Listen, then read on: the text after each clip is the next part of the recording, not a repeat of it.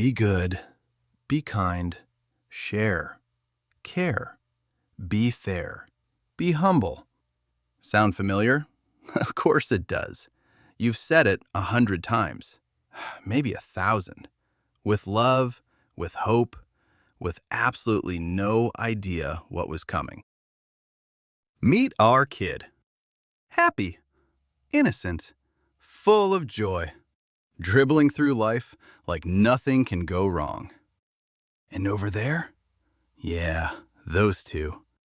They've been watching, planning, the way only kids who skipped the be kind lesson can.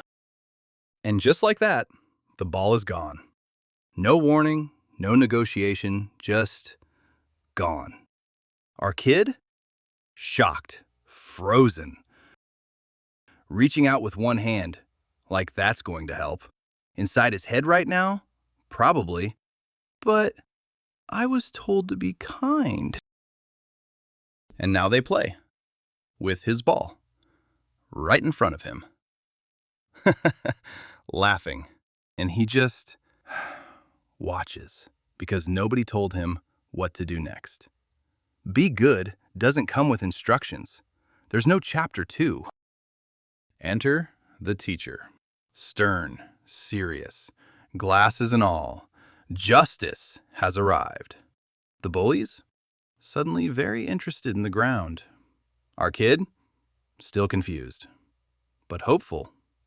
Finally, someone's fixing this. And the ball comes back. Justice served. Our kid smiles. The bullies sulk. Perfect ending, right? Right? He turns to the bullies, raises his hand, and says, "Thank you! Thank you." This is the moment everything went wrong. Not today, years ago, when someone said, "Be good," and forgot to explain what that actually means. And somewhere, 2 parents are watching this, hands on their heads, mouths open, completely speechless, because they said, "Be good." They meant well. They always mean well. Here's a fun experiment. 6-month-old babies. Too young to talk, too young to walk, definitely too young to lie. Scientists at Yale gave them a choice. 2 puppets. One helped, one blocked. Which one did the babies reach for? The helper. Every single time. We are born with a sense of fairness. It's hardwired. So the good news? Your kid didn't learn kindness from you. They came with it. The bad news? The world didn't get that memo. Meet someone new. No orange hair, no spiky head, just confidence. Spectacular. Unearned. Weaponized. Confidence. He doesn't know much, but here's the thing. He doesn't know that he doesn't know much. And that changes everything. This is called the Dunning-Kruger effect, Cornell University. 2 researchers noticed something strange. The less people knew about a subject, the more confident they sounded. The more confident they sounded, the more people believed them. The more people believe them, well, you've met this person. We all have. Remember those 2? The ones who took the ball. They grew up, got suits, walked into the interview room with absolutely no doubt in their minds, and got the job. And our kid? The one who said thank you. The one who shares, who cares, who plays fair. He's still on the playground, watching, wondering why being good doesn't seem to be working. UC Berkeley, 2012. Researcher Cameron Anderson had a question, a simple one. What actually makes people trust you? Is it knowledge? Is it skill? Is it being good? Spoiler, no. He put people into groups, not the smartest people, not the most qualified people, just the most confident ones. And the groups loved them, trusted them, followed them, even when they were wrong. Let that sink in. Even when they were wrong. Goodness, it turns out, is not the currency of social success. Certainty is. You don't need to be right. You just need to sound right. And here's where it gets cold. Really cold. Nature doesn't care if you're kind. It doesn't care if you share. It doesn't care if you say thank you. It cares if you survive, if you reproduce, if your genes make it to the next round. Nice genes? Sure, sometimes, if they gave you a survival advantage. But kindness for its own sake? Nature has no use for that.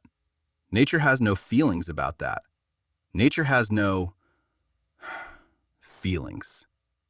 So, we are born with fairness built in, and then the world slowly, systematically teaches us to override it. The orange kid was just doing what he was taught. He shared. He cared.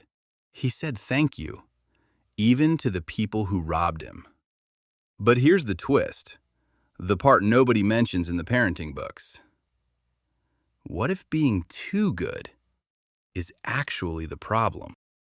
So, we've seen what science says. Nature doesn't care. Overconfidence wins. Kindness gets ignored. But maybe science isn't the whole story. Because humans have been asking this question for a very long time. Are we naturally good or naturally not? Meet Thomas Hobbes. He had a simple answer. Without rules, without society, without someone keeping score, humans are selfish, violent, brutal. Life, he said, would be solitary, poor, nasty, brutish, and short.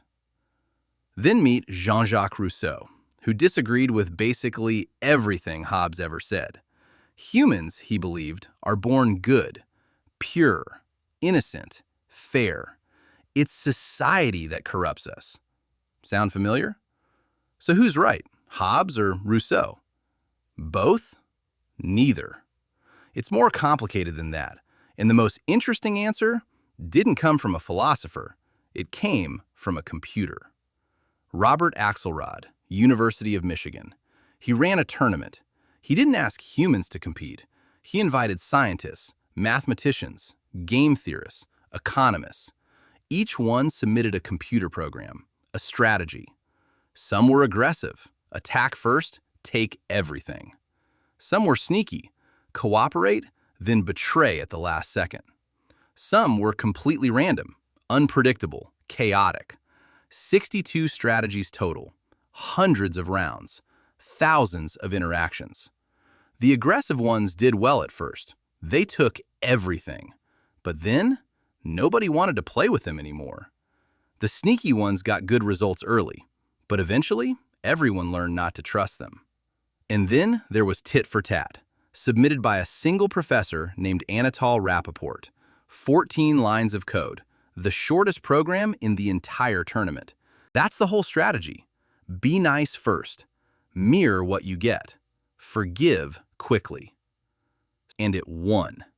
Every single time. Now let me show you what that looks like in real life. Imagine two kids on a playground. Day 1. Our orange kid shares his snack. The other kid shares back.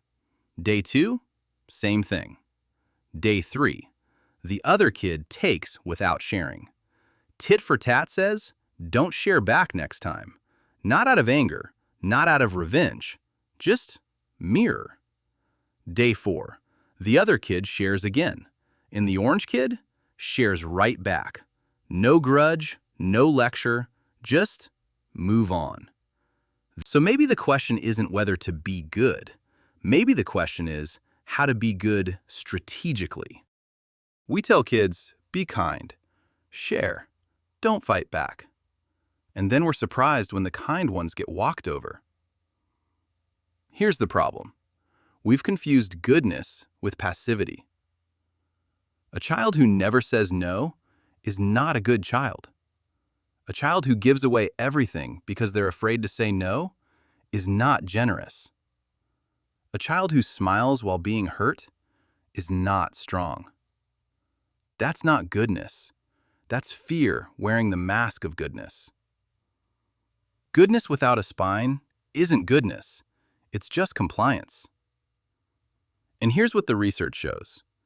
Children who are taught only to be nice, without boundaries, without the ability to say no, without the capacity to push back, they don't become kinder adults. They become easier targets. So what's the difference between a good child and a passive child? A good child shares because they want to. A passive child shares because they're afraid not to. A good child helps because it feels right. A passive child helps to avoid conflict. A good child stands up, even when it's hard. A passive child steps back because it's safer. The goal isn't to raise a child who never causes trouble. The goal is to raise a child who knows the difference between trouble worth causing and trouble worth avoiding. So, can you raise ethical kids in a cruel world? Hobbes says no. The world is too brutal, too competitive, too selfish. Rousseau says yes. Children are born good. Just protect them from corruption. But we've seen something different, something in between. Children are born with moral instincts. We know this. But those instincts need to be trained, sharpened, made resilient, not just nice. The answer isn't Hobbes. The answer isn't Rousseau. The answer is Rappaport. Raise a child who knows the difference between kindness and weakness, between goodness and compliance, between standing up and giving up.